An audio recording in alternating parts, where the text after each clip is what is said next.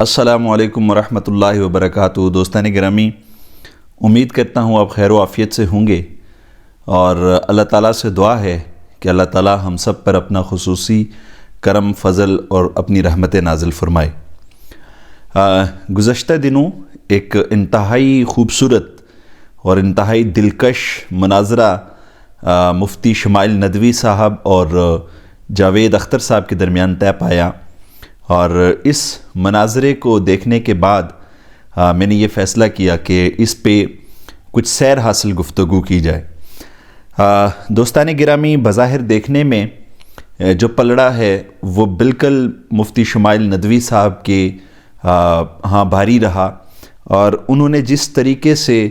اور جس احسن انداز میں جو دلائل قائم کیے وہ یقیناً تعریف کے قابل ہیں، اور یقیناً انہیں سراہنا چاہیے۔ اور میں سمجھتا ہوں کہ اس قدر علمی نقاط اور اس قدر خوبصورت استدلال کے ساتھ بات کو سمجھانا اور اتنے بڑے پیراڈاکس میں پیراڈائم میں چینج لے کے آنا، میں سمجھتا ہوں کہ یہ بہت ہی خوبصورت اور بہت ہی احسن عمل ہے۔ دوستان گرامی، گفتگو میں آغاز کرنے سے پہلے میں چاہتا ہوں کہ میں چند اہم نکات، یعنی کہ کہاں پہ مفتی شمائل ندوی صاحب کا جو پلڑا ہے وہ بھاری رہا، کہاں پہ ان کی چیزیں انہوں نے بہت اچھے طریقے سے ایکسپلین کی، کہاں پہ جو ہے وہ جاوید اختر صاحب کہیں نہ کہیں کمزور پڑے، اس اعتبار سے میں کچھ گفتگو کرنا چاہوں گا، اور میں چاہتا ہوں کہ اس پر کچھ سیر حاصل کلام کروں آپ سے۔ دوستان گرامی، کسی بھی مباحثے کو یا مناظرے کو یا جو گفتگو ہوتی ہے اس کو اینالائز کرنے کے کچھ پیرامیٹرز ہوتے ہیں، تو ان پیرامیٹرز کو اگر ہم پہلے سیٹ کر لیں تو میں سمجھتا ہوں کہ ہمارے لیے اس گفتگو کو، اس سارے ڈیبیٹ کو اس پیرامیٹرز کے اوپر جانچنا ہمارے لیے بے انتہا احسن ہوگا۔ سب سے پہلی چیز کہ اگر ہم دلائل کے اوپر دیکھنا شروع کریں کہ کس انسان کے دلائل جو ہیں وہ زیادہ مضبوط تھے، تو بظاہر دیکھنے میں اس میں دوسری کوئی رائے ہی نہیں ہے کہ مفتی شمائل ندوی صاحب نے خوبصورت انداز میں دلائل قائم کیے۔ دوسری جانب دلائل کی ریلیٹیوٹی کو اگر دیکھا جائے، یعنی آرگومنٹس کی ریلیونس دیکھی جائے، تو اس میں بھی جو مفتی شمائل ندوی صاحب ہیں ان کے جو آرگومنٹس کی ریلیونس ہے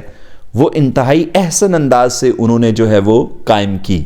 جیسے مثال کے طور پہ کوئی بھی ایک چیز وہ ڈسکس کر رہے ہیں تو اس میں اسی سے اس کو سمجھانے کے لیے انسانوں کی روزمرہ زندگی سے مثالیں دینا، اس کو آرگومنٹس کی ریلیونس کہتے ہیں، اور وہ انہوں نے بہت ہی احسن انداز میں اس کو سمیٹا۔ تیسری چیز آرگومنٹس کے اندر اگر ہم دیکھیں کہ آرگومنٹس کی جو ویلیو ہے اس کے اعتبار سے بھی اگر ہم دیکھیں تو آرگومنٹس کا لاجیکل ہونا، اس کا عقل کے اوپر بیٹھنا اور پھر عقل کو نوک کرنا، یہ ساری چیزیں جو ہیں وہ آپ کو مفتی شمائل ندوی صاحب کے اس ساری ڈیبیٹ کے اندر کہیں نہ کہیں نظر آتی ہیں۔ جبکہ اگر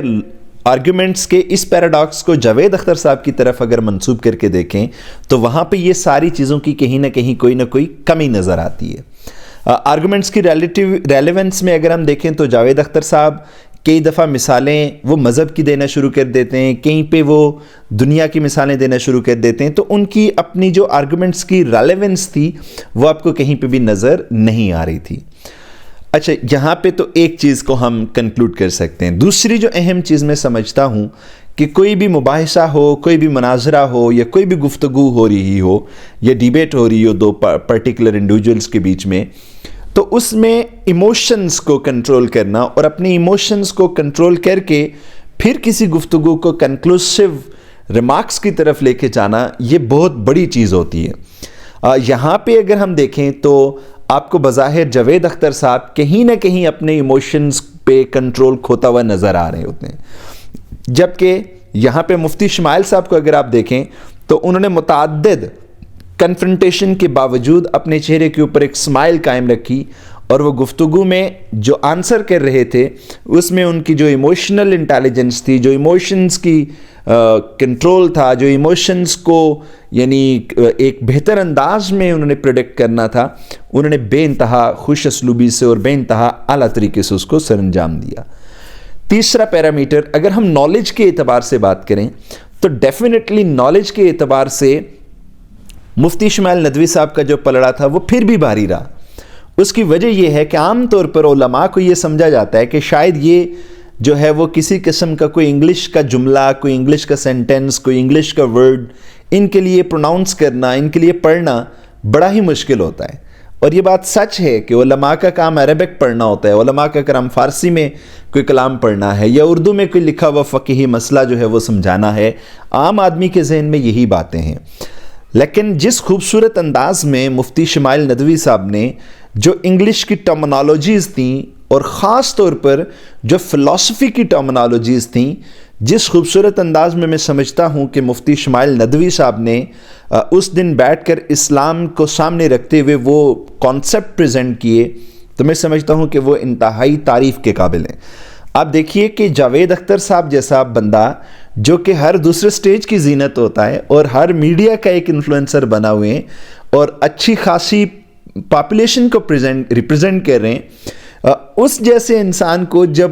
کنٹینجنسی تھیوری پہ مفتی شمائل ندوی صاحب نے آرگومنٹس دینا شروع کیے تو وہ کہتے ہیں یہ باتیں مجھے معلوم ہی نہیں ہیں۔ تو آپ اندازہ لگا لیں کہ کس حد تک مفتی شمائل ندوی صاحب نے خوبصورت انداز میں یہ جو کانسیپٹس ہیں تھیولوجی کے ڈیفرنٹ ویز میں ایکسپلین کیے گئے ہیں، ان کے اوپر ان کی کس حد تک گرفت تھی اور کتنی خوبصورت انداز میں انہوں نے اس کو پریزنٹ کیا۔ میں سمجھتا ہوں کہ یہ ساری چیزیں جتنی بھی سراہی جائیں اتنی کم ہیں، کیونکہ کل اصل میں